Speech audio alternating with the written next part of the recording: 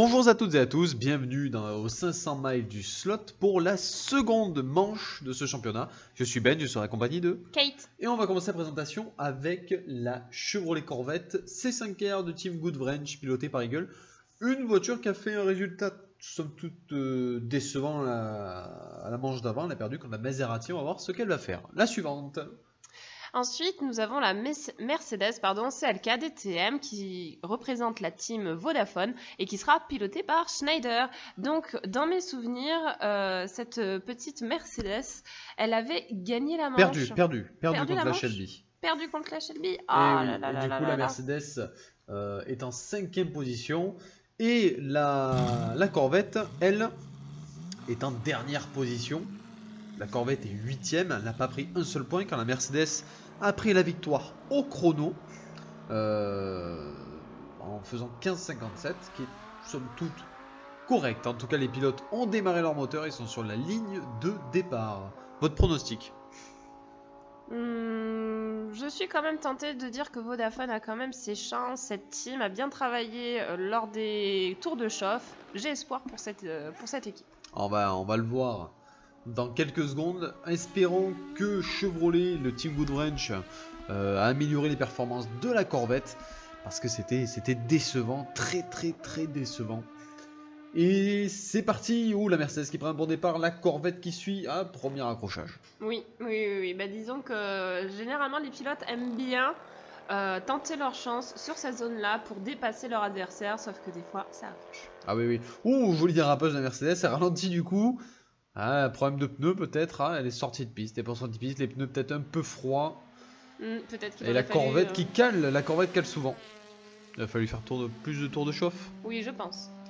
Et en tout cas, la Corvette a pris la tête. La Corvette a pris la tête, étonnamment. Et la Mercedes est un peu à la ramasse pour l'instant. Oui, on voit on dirait qu'elle prend son temps. Elle prend pas de risque. Elle roule un petit peu comme si c'était une petite croisière qu'elle faisait. On ressent pas la rage du pilote qui a envie d'avancer. Et on voit qu'effectivement, il y a eu... Elle a calé. La Mercedes la Corvette cale beaucoup. D'ailleurs, la Corvette risque d'être disqualifiée pour la prochaine saison suite à de trop grosses défaillances techniques de la part du Team Goodwrench. Voilà, ils ont été avertis. On va voir si ça va être amélioré. Ah là là. Les deux voitures. Les deux voitures se sont retrouvées avec une panne et la Mercedes a pris la tête. Et là, elle est en train de s'envoler vers la victoire tranquillement. La Corvette n'arrive pas à revenir. J'ai parlé trop vite. Et peut-être trop de confiance de la part du pilote. Ça lui a coûté un peu cher. Hein. Oui. Encore une fois, la Corvette désastreuse au niveau technique. Voilà. Et c'est reparti. La Mercedes tient bon, elle tient le rythme. La Corvette... Petit accrochage, je pense. C'est toujours le même endroit. Hein. Ils tentent trop, je pense, les pilotes, leur chance à ce niveau-là. Deuxième accrochage encore. Ah non, c'est le quatrième sur cette zone. Quatrième accrochage. Et la Corvette ne fait que caler. Ça va être disqualifié. Les victoires de la Mercedes, en tout cas. Jolie victoire avec les photos prises sur le vif par notre reporter. Très jolie photo. Des jolis clichés avec les belles couleurs de cette Mercedes. Le team Vodafone a bien réussi la peinture de cette voiture en tout cas. Oui, esthétiquement elle est très jolie à regarder, hein. Vraiment c'est très et la Corvette, l'américaine qui va tenter ses chances sur le chrono. Ben oui, il va falloir rattraper des points et ça va se faire sur le chrono du coup. Et oui, la victorieuse, la Mercedes CLK. Et c'est parti pour le chrono, la Mercedes se lance. Très bon départ. Très speed, très speed. Jolie prise de risque en tout cas.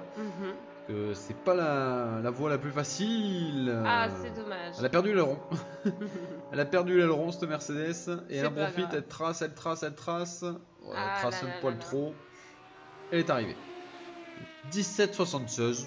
Oui, bon. C'est correct, voilà, on s'attendait à mieux quand même, mais on ressent quand même que dans les chronos, les pilotes étant seuls sur le circuit, ils ont davantage confiance et ils vont vraiment plus vite, ils osent davantage prendre de risques.